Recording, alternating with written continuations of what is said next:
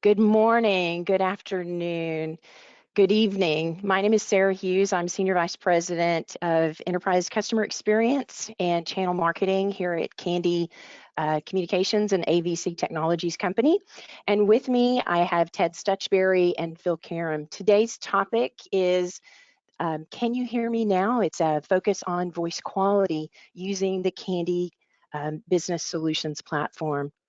So a couple of housekeeping items. Your lines are muted. We do have a slide presentation. We're going to have an interactive Q&A as well as some demonstrations. And within your interface there, you can chat and ask any questions that you may have. This is being recorded, and we will provide this as a replay to you as well as the slides.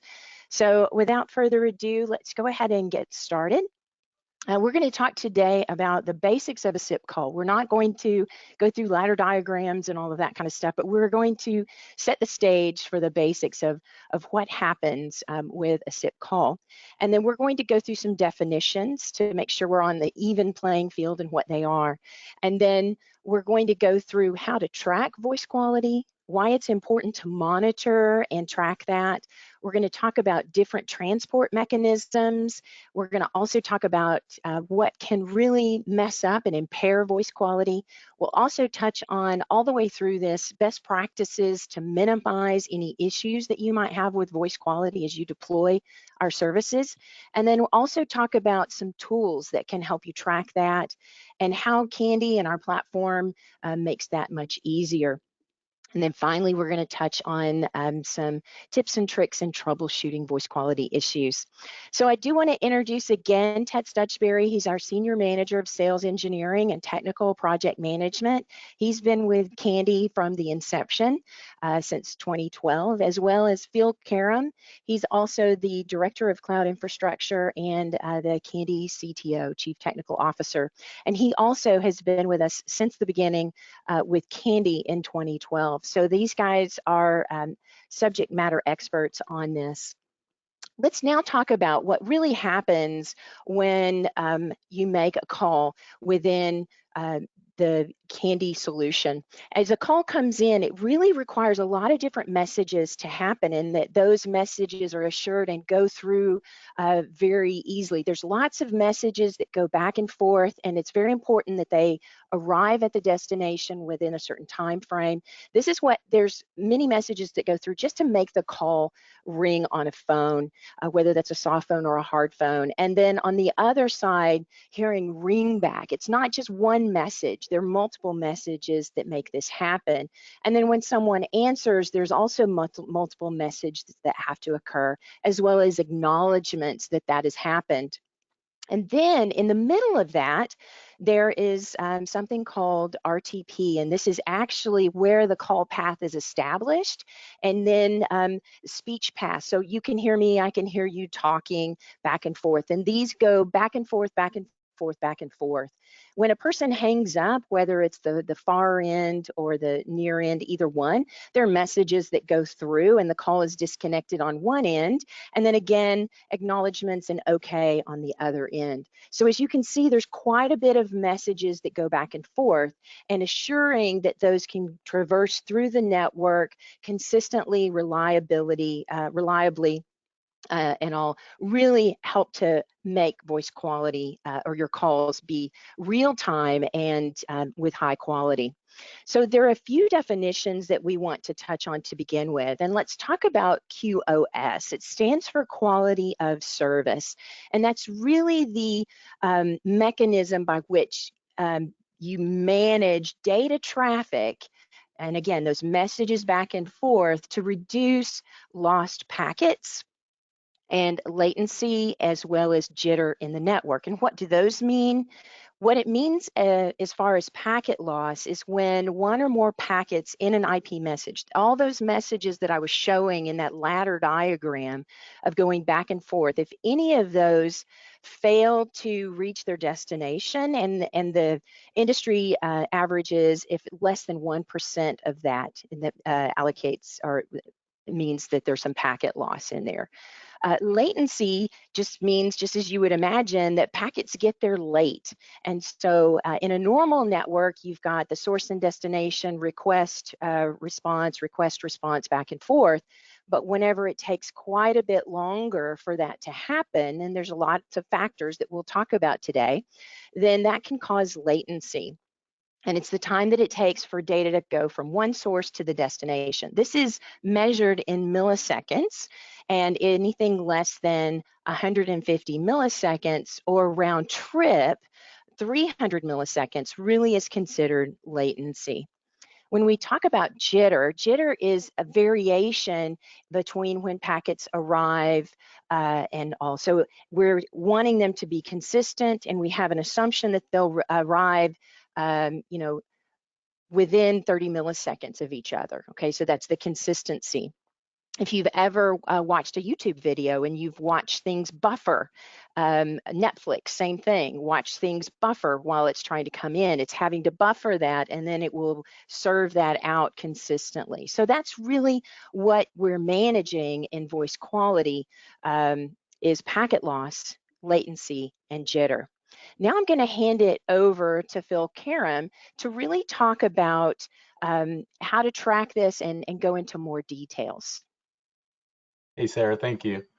So how do we track voice quality? You know, obviously, in order to track something, you have to have some sort of measurement. And so, you know, the industry standard measurement is MOS scores, you know, the mean opinion score. And basically, it's a scoring from 1 to 5. You know, as the chart states, 3.5 is the average PSTN. No one really gets 5. You know, 4.4 I think is kind of the best typically you can get, unless you're like literally sitting on the same network. So, you know, anything above 4 is considered really good. Anything above 3.5 would be considered, you know, toll quality. You know, once you get down into the 3s or into the 2s, then things get really rough and it's harder to distinguish the call and the speaker. PSQM is a little fancier way of doing MOS scores, and you know, it uses a mathematical model to not only just look at the quality of the call, but the perception of the call and the cognitive ability of a person being able to, you know, understand it. And so it's a little fancier way of doing MOS. The interesting thing with PSQM is it's kind of scored in reverse, where 0 is the best and, you know, 6.5 is the worst, whereas with MOS, you know, 1 is the worst and 5 is the best, so it's kind of opposite. You know, anything above 4 in PSQM is not really understandable. We typically use MOS scores because that's what comes right out of the collectors from the RTCP-XR, which you can see down the bottom. You know, many of our phones that we use, Polycom and Yealink, for example, straight out of the box, Cisco as well, we can collect the RTCP-XR streams from that device and point it to our portal. And, you know, we have a analytics dashboard that Ted will show you later that will collect that data and give you a view of what your customers, you know, phones are getting. EdgeMark's another ATA. You know, we've partnered with Ribbon, obviously, you know, to be able to get analytics out of the EdgeMarks. We'll talk about that a little bit later. The network observation is another device that we've created in-house, and we can talk about that in a few minutes, but it also will generate MOS scores that will be visible in the portal for you to monitor your customers' voice quality. If you want to go to the next slide, Sarah. So, you know, why is it important to monitor the voice quality? Well, obviously, voice is a real-time application. So, you know, when people are not having good quality, you should want to know about it as the operator for their network. You know, a lot of times people will just accept a little packet loss here or there, but sometimes, you know, a little packet loss could turn into a lot, or could signal a trouble that, you know, is pending.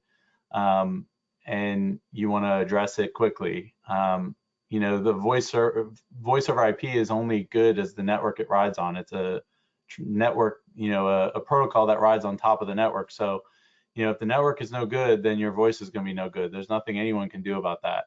So, it's important that the network is good, and we'll talk about some of the ways you can make sure the network is good or monitor the network here in a few minutes. Another real good reason to be able to track historically this stuff is troubleshooting. Someone calls into your support desk and says, hey, I had a really bad call yesterday, blah, this was a problem, your system is broke. You can go back historically and see that, hey, you've been having problems for several weeks or several days, and it's always during the busy hour.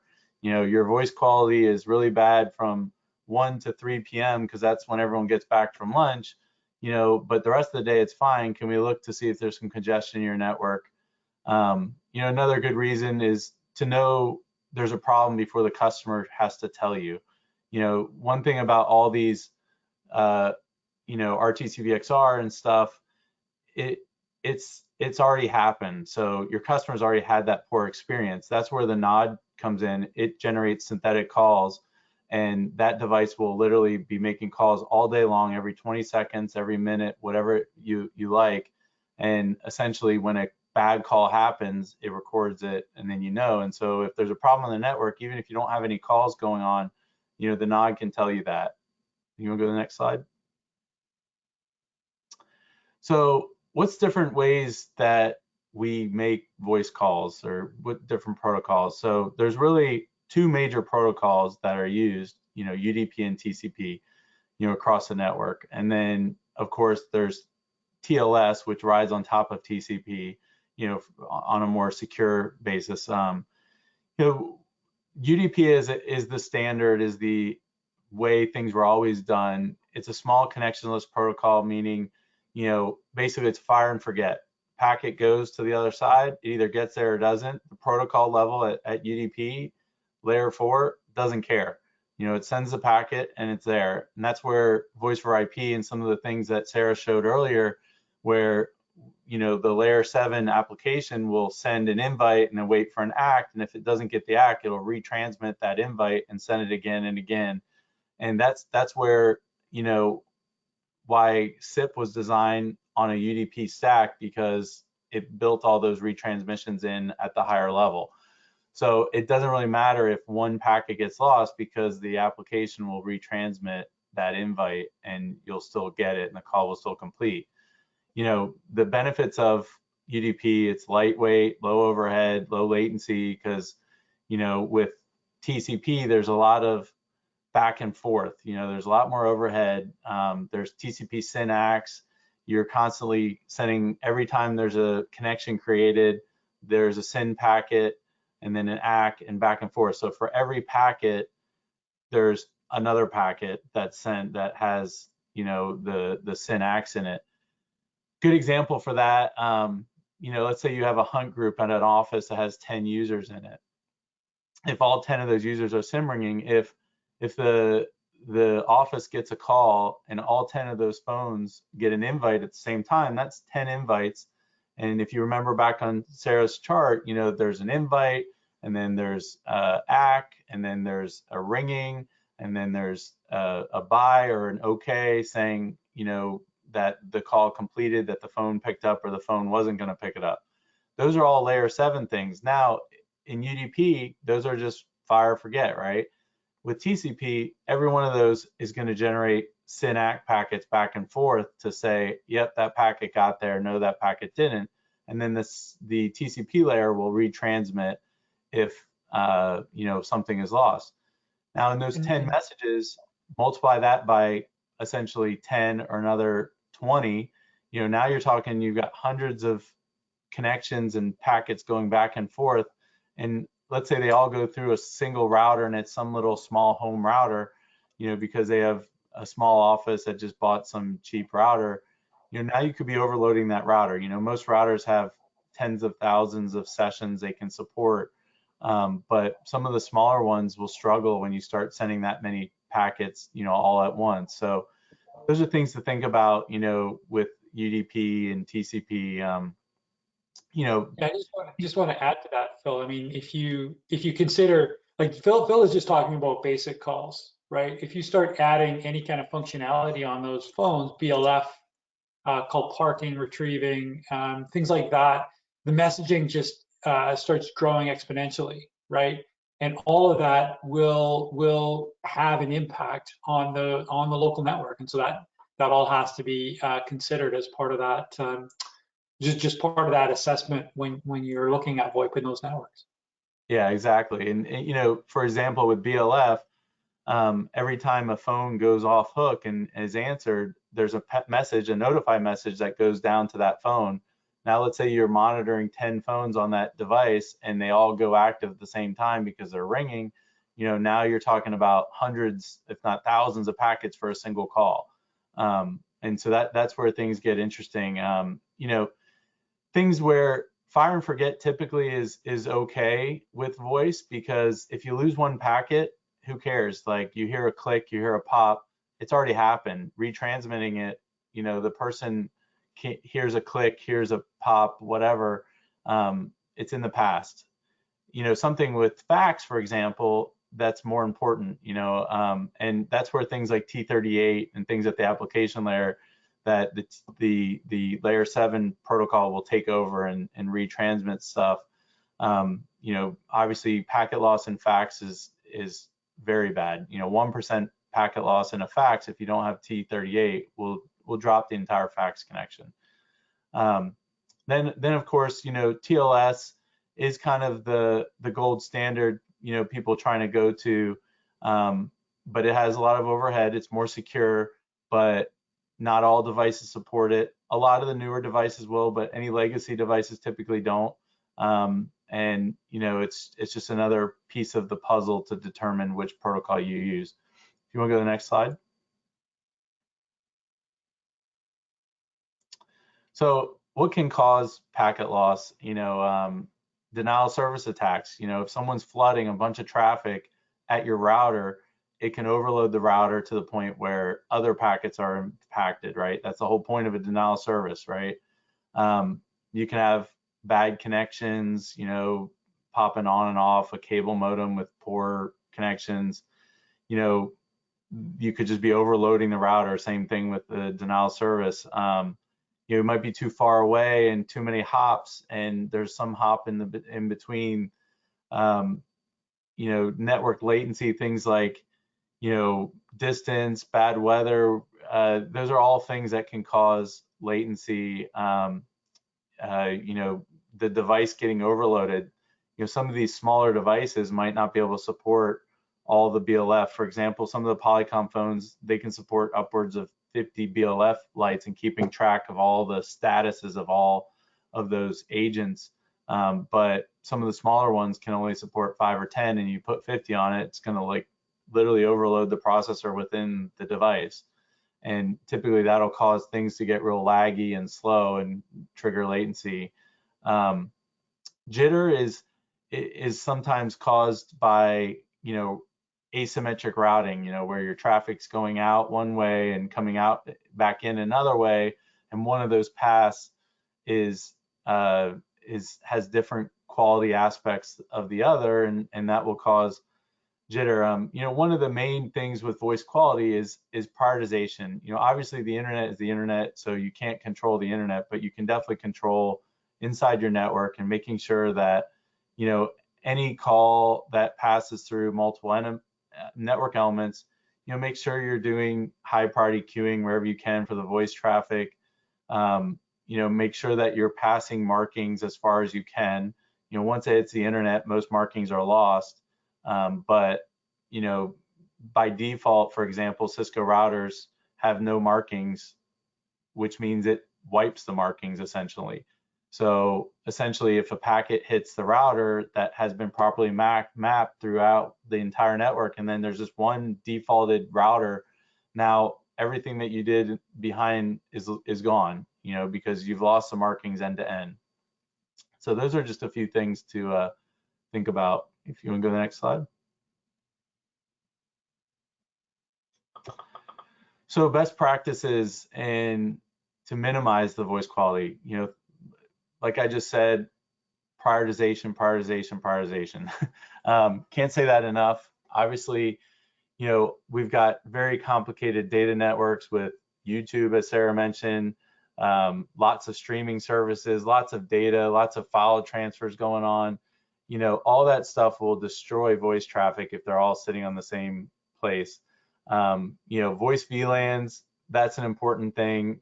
You know, just about every phone on the market now will support a voice VLAN. I recommend you use it. Two reasons. One, it segments your voice and data traffic, but two, it makes your voice prioritization a lot easier because, you know, normally you can go in the phone, you can mark the packets that come out of the phone by default, you know, EF or CS6 or something like that. And then you can go in your router and say, if I see any packets using EF or CS6, you know, prioritize it, give it higher queuing. You know, if you have a separate voice VLAN, then you can essentially just say, you know what, everything on that network is high priority. So let's just prioritize everything coming out of that network. And that just makes it a lot easier. Instead of going into the phone configs and trying to configure all the phones, you just mark it at the network layer, and you know, your network engineers don't even need to know what phones you're using. They just need to know that they're on that voice VLAN. You know, even when you're using the internet or over the top, you know, it's always a good practice to make sure that your internal traffic is prioritized, because we've seen customers that essentially, you know, they say, oh, the internet's causing all of our packet loss, and it turns out there's a router somewhere in their own network that, you know, caused the packet loss. And, you know, if you don't prioritize this stuff all the way to the edge, then you don't have reliability within your own network, then, you know, sometimes that'll be the cause of your issue. You know, also monitoring your ISP, you know, always make sure you have ability to monitor the quality of the ISP you're using. We'll talk about a few tools here in a minute that you can use to do that. You know, ensuring router configurations, you know, have protocol, you know, configured as needed. You know, one of the big things that a lot of our customers will run into is UDP fragmentation. Depending on what type of phone, what support capabilities it has, sometimes these invite packets will get pretty big. You know, in the packet, it'll have SDP information that says all the different protocols and codecs that that phone can support. And if that information makes the packet larger than 1,500 bytes, then sometimes you'll have to fragment it, which means it's going to come in 2 bytes, right? So let's say the packet is 1,600 bytes, then we need to send 1,500 bytes in one packet, and the next packet, you know, the rest of it will be 100 bytes in another packet. Well, some routers by default will see that and say, you know what, we're going to drop the fragmentation for those UDP packets. And one of the reasons is there's a SIP RFC that says that you can, you know, when fragmenting UDP, you should convert to TCP whenever fragmentation is needed. And, you know, a lot of vendors, most vendors, in fact, don't do that. And the RFC doesn't state you have to, it just says you can or should. And so we're one of those vendors that essentially when we send a packet that's large, or if you've chosen UDP as your protocol, then we'll fragment it. And sometimes the router default configurations won't pass that, they'll block it and so forth. So something to look out for. Also SIP LG, it's always, we prefer you to disable that, because a lot of routers will try to do fancy things and fake out so it looks like all the traffic's coming from you know, one device, and that sometimes will trick our SBCs into thinking that you're not behind a NAT, and that causes other problems. And so it's always best practice, you know, we have things that will detect if you're behind a NAT, and we don't need you to do ALG, and sometimes it'll work, but other times that ALG will cause problems in the router and it'll do unnatural things, and that causes issues with the packets passing and the SBC understanding it. You know, back to prioritization, you know, there's 2 types of prioritizations. There's TOS and diffserv. They're essentially one and the same. The big difference is TOS in the packet header is a TOS byte or bit. There's 8 bits that are basically part of that distinguishing. A few years ago, or 10 years ago, whenever it was, they came out with a new standard of diffserv that uses the same TOS byte, but it uses it a little differently, and it makes it more granular. So you can have many more options to prioritize your traffic. The main thing for voice traffic is EF or CS6, and those are the ones that you typically should prioritize your traffic at. It stands for expedited forwarding. But there's a few others, like DF is the default forwarding, and then assured forwarding is typically for low latency data and media streaming services.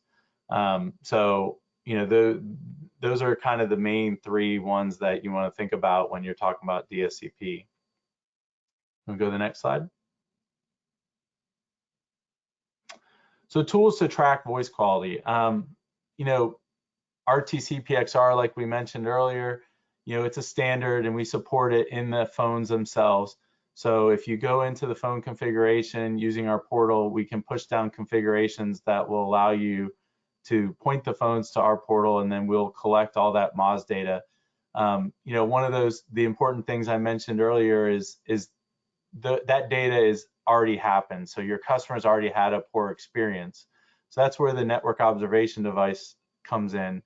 Essentially it does synthetic calls all day long, all night long, and tracks the quality of those calls, and it allows you to see over time, and you can graph, how your network is doing. And if you have that 1 to 3 period that things are busy and you get poor quality, then you'll be able to see that very quickly and address it with your network team.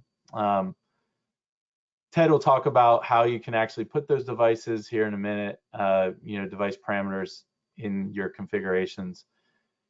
A few other things that we use, we actually use a lot of these tools, in fact, all of these tools, for troubleshooting or monitoring our own networks. And, obviously the Ribbon EdgeMarks has an edge view system that we're going to be deploying here soon.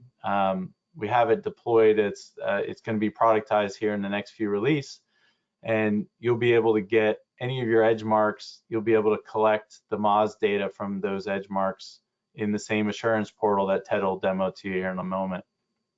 HEPIC is a tool. It's a commercial version of Homer, which is a SIP capture tool you may have heard of. It's an open source tool.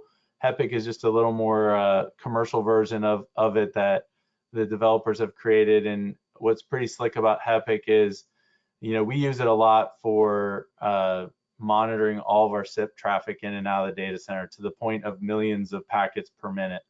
And essentially, it can also collect RTCP-XR stats. So within each packet, you'll have RTC data that it basically can show you how a call quality happened, in real time. Thousand Eyes is a probe system that, they can deploy probes all around the world. NodePing is very similar. It's a very low cost service that doesn't cost a lot. So I recommend you looking at it if you want something easy and cheap. Basically you can set it up to send pings or SIP messages to probes or different endpoints and routers, and then you get a historical view of what the latency and things like that were to that endpoint, and basically monitor it all day long. SolarWinds we use for NetFlow. That's all within your routers, but it allows you to see what data is coming through your routers, and if you're getting congestion, you can quickly and easily identify who's congesting you. PDMS and RPS are portals that are available from Polycom and Yealink that you can integrate with your phones, and in those portals you can actually do a lot more stuff inside your devices, and being able to remotely reboot the phone. Of course, you can do that from our own portal with CheckSync, but you can also take a picture of the screen so you can see what the Yealink device looks like and so forth. But they also have some voice quality and network reliability information you can get in there. Yeah, one thing to add too. So as Phil was talking about HEPIC, one of the key things is we use that tool ourselves extensively for analyzing the network. but it's actually what also drives within your portal. You actually can see SIP captures for various calls. That's actually coming from our HEPIC system. So we're actually extending that data out to allow our partners and customers to still see that SIP captured data that's coming from our network to do troubleshooting as well. And so that data becomes available. So we open up some of these tools to you. Yeah, and the reason I mention it here is because they have a Homer open source. You could deploy a free version, or you can get their commercial. It's reasonably priced, and they'll help you deploy it to your network. If you have a choke point where all of your stuff comes through at big offices or whatnot, you can see all your stats and data right there, and be able to get Grafana charts and so forth that will show all the data that comes in and out of your network very easily. You can also collect a lot of that from our portal, but ours is more of a cloud view of everything in our data centers. If you want to see it down at your level, you can do that. We've actually had a few partners that have done that very successfully. You can go to the next slide. So Phil, there's one question that came in, is just how much bandwidth gets used when you turn on RTCP-XR? Would it actually, by turning that on, cause any network issues? It shouldn't call it. It's one invite packet, let's call it. It's a publish message. So basically at the end of every call, the phone will send one message, one SIP message to our collector. So, and it's called a SIP publish message. And so it's essentially one extra packet for every call that's made. So it's not significant. Not a lot of overhead then. Yeah, and it's not, even if you have a lot of calls, it's not that back and forth stuff. It's a publish, reply, got it, that's it. It's one message. And we have very large networks. We have a customer with 50, 60,000 phones deployed using RTCP-XR, and it's handling it just fine. And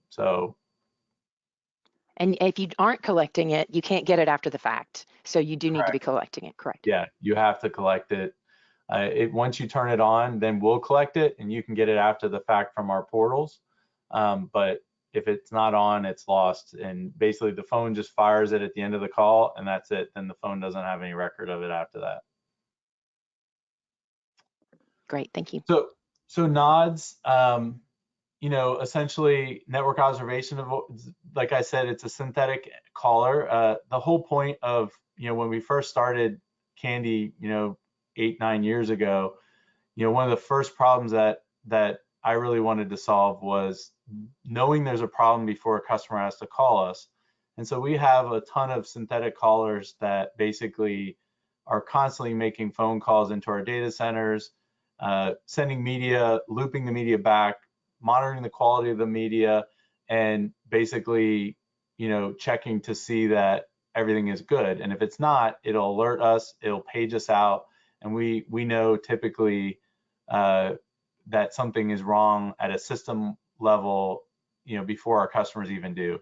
And so what the NOD was we took that code and all the different synthetic engine that we had developed and put it in this Intel NUC device that basically is just a simple little Linux PC that you can deploy to wherever you want. And then it just sits there and fires off calls all day long. And it's very simple, one call, one call, one call, and then it's sending media over that call and looping it back and monitoring how the quality was. And then it reports that MOS score back into the assurance dashboard. And you could use it for pre-deployment analysis. You're getting ready to deploy a big office that has a CEO or something. You can drop one in there a week or two before and monitor the quality throughout the day, the busy hour. You can use it to monitor your SLAs with your customers. But it basically gives us a way to have synthetic calls so that there's a problem with the network before the customer has to have a poor call. And that's the whole purpose of it. You can purchase it through your KBS salesperson. If you don't have the SKUs already in your catalog, just open a case and they'll get the SKUs added so you can order it, and we'll ship it to you and manage it for you. So Edgemark is, like I said earlier, it's a partnership with Ribbon that we have, and we've deployed the EdgeView system inside our data centers, and you know, soon you'll be able to add those devices as a device in your portal. And once you do that, you know, you can essentially monitor the MOS scores and quality coming out of those devices. You know, eventually we're going to have additional, you know, firmware updates and device configuration. Today we can do that stuff on a, you know, per contract basis. We have a white glove service, we call it, that basically we can manage them for you if that's what you want. But soon you'll be able to see that data in the portal. You know, our next goal is to get the MOS scores out of the edge view and into our KBS assurance portal. And once you have that, you'll have you know, have a really good view of stuff coming through those devices. Go to the next. Yep. And Ted. Thanks, Bill. So appreciate that. Good laydown. So what I'm going to do is we're going to walk now through a bit of the portal, some of the device parameters, how they're set up within the portal itself, and then we'll walk through some of the analytics. But first, here we've given you some of the device parameters that are set up to set up RTCP-XR on the Poly and Yealink phones. These can be set up in the device parameters section of the portal, and I'm going to walk you to that section. So when you get these slides, if you don't have these set up, you can get them set up and try them out. Make sure that you're collecting that, and then go to the analytics section of your portal and see the results of that. So you know, very few parameters that need to be set, but you can get them set.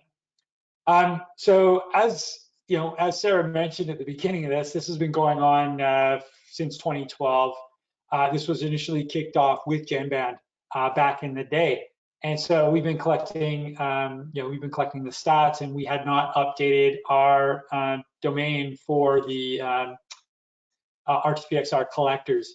So we actually just recently, well, actually we did it a couple of years ago, but we haven't forced kind of the move to leverage the Kandy.io RTCP-XR, but we're really looking for people to change to the Kandy.io. Using that as the collector. So as you can see, we've got collectors in North America, in Europe, and in Asia. So depending on which portal you're using, you'll want to make sure you're sending your data to the correct collector for your RTCP-XR stats. Once those are updated, you know, on the phone's next reboot, it'll pick them up. So you can either do a check sync or, you know, yourselves, or you can wait till the phone picks them up. Usually the phones are set to pull for configuration changes every week or so. If you don't make the changes and you know the domains are shut down, the genband.com domains are shut down, obviously you're not going to be able to collect your stats until you make the change, right? It's not that anything's going to happen to the phone. The phone's going to work just fine. It's just those stats are not going to be sent over to the they're not going to be sent over to the collector. So you'll just need to make sure that you update that if you're using the old genband.com. Next slide. All right, so this is a bit of an eye chart, but don't worry about this because we're going to go into the we're going to be going into the actual portal to show some of these details. So as Phil was mentioning, all the NOD stats, right? So it's great that there's a NOD, but obviously you'll need the stats from the NOD to see what's going on. So the NOD stats are collected and they're put into the portal, and you're able to download those stats and do analysis on those, right? So you can analyze, you know, when you're potentially seeing congestion in the network, when you're seeing information go bad. Also, all the RTCP-XR stats are also provided in the portal on a daily basis, right? And you have the ability then to again drill down on a lot of the data. Now, this has got there's data here that gives you kind of MAC address and MOS score. We're going to actually dive in where you can actually see all the jitter, latency, all those statistics as well within our analytics tools. Next slide. So this is our new Assurance Analytics Quality Service Board. This has been just come out very recently. This is probably since 2021 that this has been able to see this level of detail. So this gives you a nice report kind of showing the number of calls that are in a good status, excellent status, poor status, and whether they are just unresponsive. So that's kind of that wheel that you see there. And again, I'm going to go into that. It allows you to hover over it and see the different calls and the states that they were in, as well as you get a column or just a raw data. You're able to export that data into a PDF, which will give you what you see on the screen, or CSV. And the CSV is what's quite interesting if you want to do network statistics and do some troubleshooting. And so what we'll do is we'll dive into this as part of the demonstration. And Ted, if I can, this customer, if you can see, has about 1 million calls a week, and they're sending all the MOS scores to us, and all of their traffic is going through an SD-WAN through a single pipe, and it runs at about 150 meg per second, with the 70,000 devices they have. So, to answer the question earlier, does it affect the network? It does a little bit, but you can see in this case, it didn't affect their network very much. Yeah. Thanks, Bill. All right. So now I'm gonna start showing my screen. All right. And I'm going to, whoa, here we go. All right, so what I'm going to do here is, oh my God, what's going on here? All right. Here we go. DC admin, yes. Yeah. All right, so what I'm going to do is first I'm going to actually show you a bit of details on the provisioning for RTCP-XR. So if you go under devices, you can go under device parameters, right, and go under the group parameters sections. Right, and here you can set your here we've set the poly RTCP-XR stats. So you see we've added the stats here, and we've also added the stats for Yealink. We just basically assign that to all poly devices and all Yealink devices. So when you create the group, right, you just assign it to all Yealink devices, and all those Yealink devices are now going to pick up on the collector. It's going to set, the RTCP-XR enabled, and it's going to put the MAC in the user agent. So we got all the MAC information. And you can do that, Ted, at the reseller level, right? You don't have to do it at each individual customer that you do. That's right. Is that correct? Yes. Absolutely. In fact, we do actually have the poly set at the at a higher level as well. So all the poly stats are typically being monitored. We haven't done that for Yealink today, but we probably should. So now the next bit of it that we've been talking about is really this new. So you'll see there's actually a new dropdown. Again, this came out earlier this year, but you'll be able to see assurance and analytics. So when you click on that, it comes into our new analytics board. And there's just two parts of it. There's your CDR analytics and your quality of service analytics. I'm not going to dive into the CDR analytics right now. I'm going to dive into the quality of service. So here, what it's doing is it's checking the last hour for this area, and it's kind of showing what calls have come in over the last hour and what their MOS scores have been. If I want to see a longer time scale, I can just drop down here, and I want to see, okay, let's say if I want to see what's been going on for this week. So here now I can see there's a bit more interesting details. So I can hover over this, and it looks like 33% of the calls have been good, 66 have been acceptable, and one call was unacceptable. Now, good is anything above 4, right? So good really should be excellent, right? As we were discussing earlier, anything above 3.5 is really considered PSTN quality. acceptable, we've rated anything between 3 and 4, right? So one of the things you can do is come down here and we've got 101 calls. So there's 101 calls here. If I want to just look at all my rows, I can look at 100 rows at a time, and I can now do a quick sort on this, right? And so now I can see on the 17th of May, Tony and John had a tough call. They had a MOS of 1.5. This was an internal on-net call, so I can dive deeper into seeing potentially what was causing this. It might be one of their local networks, what have you. As I mentioned, you have the ability to export this as a PDF. If I bring it up as a PDF, I'm going to see this kind of same set of records, just in a standard PDF format, and I can save this and I can send it off to people, and it just gives me a slate format. What's really interesting though is if you actually take it as a CSV, right? Download that, and now you open that as a CSV, and you'll see there's actually a lot more statistics that are available in the CSV format, right? So not only do you have kind of the start-stop times, the initial MOS scores, MAC addresses, local remotes, but now you're starting to see your burst durations.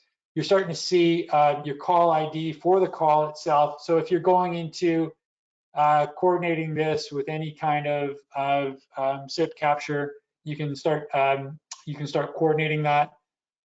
You can start seeing your gaps, your jitter, your latency. You can see your MOS listening quality. So there's a lot of extra details in here that are all these, and these are all what come in that. These are what come in the RTCP-XR packets, right? So you've got all that detail now that you can, if you want to, dive even deeper on into any of these calls, you can look at. But to be honest, that's getting really deep into the weeds. I mean, first thing you're going to start checking is, did you see something in the network, or did you see something locally at these, in these individuals to see what was going on? And a nice field there is latency. So it'll actually show you one of those columns is latency. That's a beautiful thing, because a lot of times you'll see, in poor calls, the latency goes through the roof because they're on a cellular network or something. They went on their hotspot. Round trip delay AO there is 104. So see, it was a little high for that bad call. Yeah, exactly. So you can start seeing some of that information. Absolutely. Cool. All right. So that's what I wanted to show you here. So again, quick mouse over, as you can see the number of calls, quick sorting, you can see the information, and it gives you, an ability to now start looking at, where do you need to start investigating, right? For some of these call types. Okay, so let's stop this sharing and go back to Can you stop sharing, Sarah? Is that controlled by me? Oh, okay. So we're going back. Okay, let me do that. Yeah, let's go back to the slide. Great. Yeah, and so wrapping up here, wanted to go through some troubleshooting, some symptoms, and steps for troubleshooting. So Ted, if you can take that, and then I know Phil will also interject. Yeah, so I mean, as we've discussed here a few times, some of the serious problems are this latency, packet loss, and jitter that happen within the network, right? And so when it comes down to troubleshooting, it really comes down to what can you do to isolate those problems, right? So first is, can you replicate the issue? Can you duplicate the issue? Is it something that's consistently happening on one phone? Is it happening on multiple phones?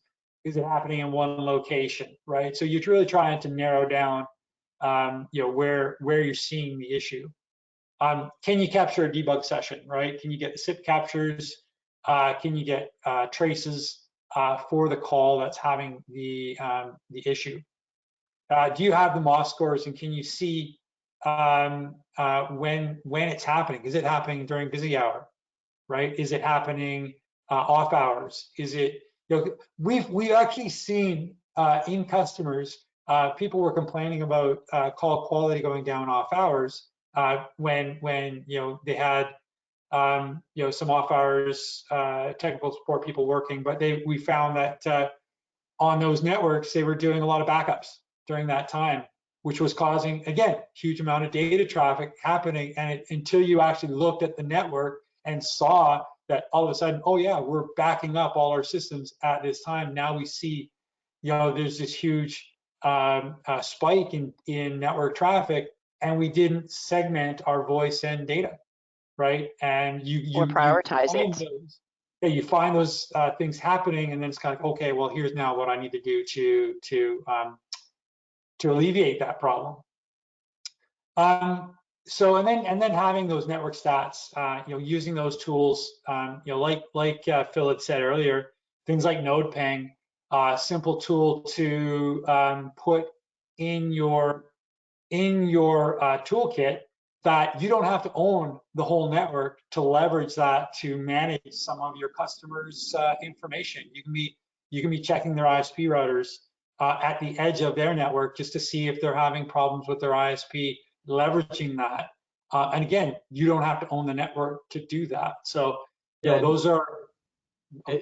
Yeah, and so node ping is a very simple tool. Like I said, it's like $15 a month for the starter package. Does pings, tells you the latency, that's it. There's several different agents they support, SIP, HTTP, so forth. Thousand Eyes is very similar to that, where they're doing monitoring from cloud agents all around the world. You can say you want to do it from Asia, you can say wherever your customers are, you can say you want to do it. But they take it to kind of a whole new level where they monitor all the paths in between, and they can see when BGP changes happen or a carrier network. So let's, for instance, your customer calls you and says, oh, my whole internet went down, or our voice is down. If you have Thousand Eyes running, this is what we use it for.